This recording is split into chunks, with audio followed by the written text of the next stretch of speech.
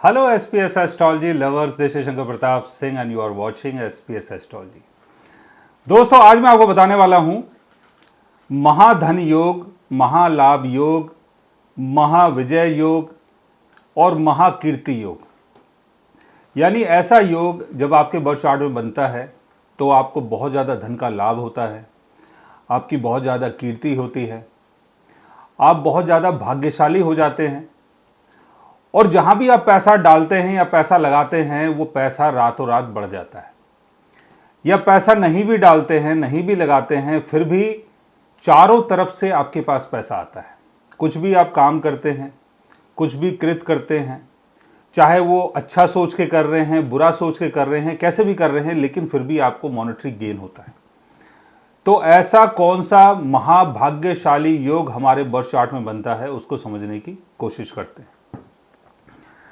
देखिए, अगर इस योग की हम बात करें तो इसमें हमें कुंडली के सेकंड हाउस को, फिफ्थ हाउस को, नाइन्थ हाउस को और 11th हाउस को समझना होगा। सेकंड हाउस यानी कैश मनी, आपकी वैल्यू। फिफ्थ हाउस यानी आपकी किस्मत, आपका लक। 9वां घर भाग्य का है, भाग्य से बड़ा कुछ नहीं होता है। और 11वां घर इच्छाओं की पूर्ति का है। जब ये चार हाउसेस आपस में एक्सचेंज करते हैं, यानी इनके लॉर्ड्स जब आपस में एक्सचेंज करके बैठते हैं, जैसे सेकंड हाउस का लॉर्ड फिफ्थ हाउस में है या 11th हाउस में है, 11th हाउस का लॉर्ड सेकंड हाउस में है, या 11th हाउस का लॉर्ड फिफ्थ हाउस में है, फिफ्थ हाउस का लॉर्ड 11th हाउस में है, 9th हाउस का लॉर्ड 11th हाउस में है, 11th हाउस का लॉर्ड 9th हाउस में है, या 9th हाउस का लॉर्ड सेकंड हाउस में है, सेकंड हाउस का लॉर्ड 9th हाउस में है। और ये चारों हाउसेस जब आपस में एक्सचेंज करके बैठते हैं, या चारों हाउसेस के लॉर्ड्स जब एक दूसरे के घर में जाके बैठते हैं, तब आपकी कुंडली में ऐसा योग बन जाता है। सेकंड हाउस का लॉर्ड अगर फिफ्थ हाउस में होता है तो किसी भी क्रिएटिव फील्ड में अगर आप पैसा डालते हैं वो पैसा आपका बढ़ जाता है। फिफ्थ हाउस का लॉर्ड अगर 11th हाउस में होता है तो जो भी आपका क्रिएटिव टैलेंट है उसके थ्रू आपको मॉनेटरी गेन होता है। 9th हाउस का लॉर्ड अगर फिफ्थ हाउस में होता है तो आपके क्रिएटिव टैलेंट के कारण आपका भाग्य बल बढ़ जाता है।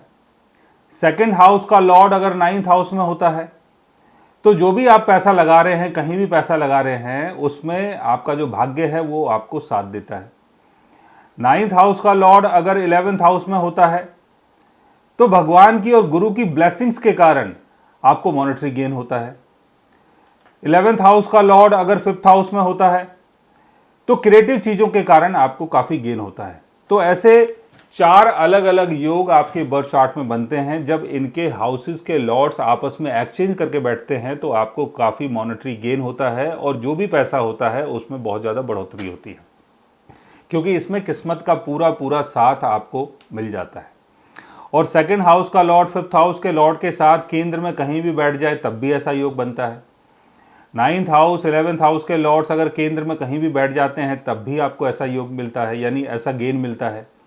तो ये चार जो हाउसेस हैं बड़े ही खास हाउसेस हैं और ये चार हाउसेस आदमी को रंग से राजा बना देते हैं।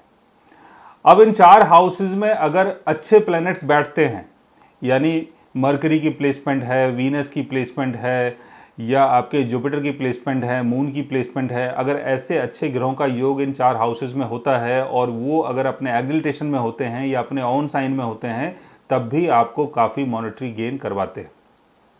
लेकिन शनि की प्लेसमेंट अगर इन चार हाउसेस में होती है तो मॉनेटरी गेन तो होगा, लेकिन आफ्टर द एज ऑफ 35, यानी 35 साल की एज के बाद आपको मॉनेटरी गेन होता है। और राहु की प्लेसमेंट अगर इन चार हाउसेज में होती है तो 42 की एज के बाद आपको मॉनेटरी गेन होता है।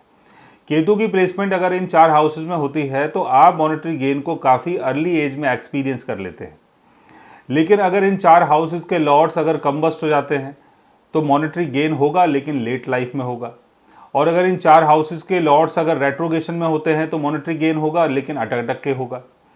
अगर कोई वक्री प्लेनेट इन चार हाउसेज में बैठ जाता है तो भी आपके मॉनेटरी गेन को बीच बीच में अटका सकता है। तो ऐसा योग जब आपके बर्थ चार्ट में बनता है कि चार हाउसेस के लॉर्ड्स अगर स्ट्रॉन्ग पोजीशन में है, यानी second house, fourth house, fifth house, 9th house या 11th हाउस, अगर इनके लॉर्ड्स आपस में एक्सचेंज करके बैठते हैं तो ये आपकी कुंडली में महाभाग्यशाली योग का जन्म कर देते हैं। सो गाइस, आज मैंने आपको बताया एक ऐसे योग के बारे में जो इंसान को बहुत ज़्यादा भाग्यशाली बना देता है पैसे के मामले में। अगर आप भी जानना चाहते हैं किसी ऐसे योग के बारे में तो उसके लिए हमारे चैनल को सब्सक्राइब कर सकते हैं। और अगर आप हमसे बात करना चाहें, कंसल्ट करना चाहें, पर्सनली हमसे मिलना चाहें तो आप हमारी वेबसाइट के थ्रू, हमारे ऐप के थ्रू हमसे मिल भी सकते हैं, बात भी कर सकते हैं। और गाइज आप हमसे कंसल्ट भी कर सकते हैं। So guys, take care, love you all and good bye.